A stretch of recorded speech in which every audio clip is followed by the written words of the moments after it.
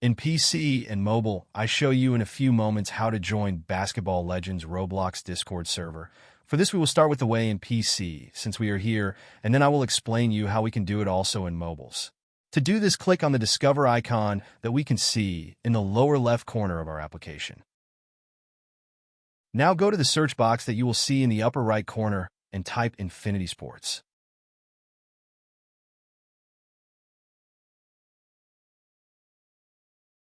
Now click on the server we are looking for, and then click on the Join button at the top of our Discord application.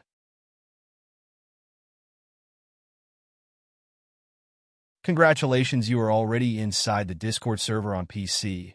On mobiles, it is quite likely that you cannot do this same process, as it does not usually show the option to discover. That's why I'll leave a link to access to this server in the description of this video. Simply access the description and click on it, and thereby automatically access the Discord server without doing anything else. Please give a like to this video, comment, and subscribe. Until the next one.